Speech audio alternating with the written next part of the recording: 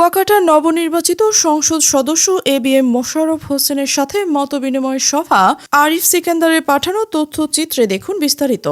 কুয়াকাটা নবনির্বাচিত সংসদ সদস্য এবিএম মোশাররফ হোসেনের সাথে মতবিনিময় সভা। আরিফ সিকদারের পাঠানো তথ্যচিত্রে দেখুন বিস্তারিত। পটুয়াখালীর 4 আসনে নবনির্বাচিত সংসদ সদস্য আলহাজ এবিএম মোশাররফ হোসেনের সাথে কলাপাড়া উপজেলা পর্যায়ে সরকারি কর্মকর্তা, জনপ্রতিনিধি, বীর মুক্তিযোদ্ধা, শিক্ষক, সুশীল সমাজের প্রতিনিধি, সাংবাদিক ও গণমাধ্যম ব্যক্তিবর্গের মতবিনিময় সভা অনুষ্ঠিত হয়।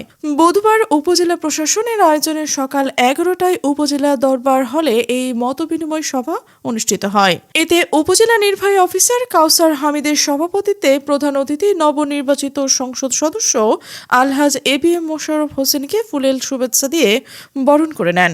এ সময় অন্যান্যদের মধ্যে বক্তব্য রাখেন উপজেলা বিএনপির সভাপতি হাজী হুমায়ুন শিকদার, উপজেলা সহকারী কমিশনার ভূমি ইয়াসিন সাদেক, কলাপাড়া প্রেস ক্লাব সভাপতি নেসার উদ্দিন আহমেদ টিপু, কলাপাড়া থানা অফিসার ইনচার্জ রবিউল আলম, মহিপুর থানার অফিসার ইনচার্জ তরিকুল ইসলাম, কুয়াকাটা মাধ্যমিক বিদ্যালয়ের প্রধান শিক্ষক খলিলুর রহমান, কলাপাড়া পৌর শহর ব্যবসায়ী সমবায় সমিতির সভাপতি নাজমুল ইসলাম, কলাপাড়া গণ অধিকার পরিষদের সভাপতি আব্দুস সালাম হাওলাদার, কলাপাড়া আইনজীবী সমিতির সভাপতি অ্যাডভোকেট খন্দকার নাসিরউদ্দিন, উপজেলা চেয়ারম্যান অ্যাসোসিয়েশনের সভাপতি মুজিবুর রহমান ফকির, উপজেলা কৃষি কর্মকর্তা আরাফাত রহমান, উপজেলা জামায়াতে ইসলামের আমির বিপরীত মাওলানা মোহাম্মদ আব্দুল কাইয়ুম।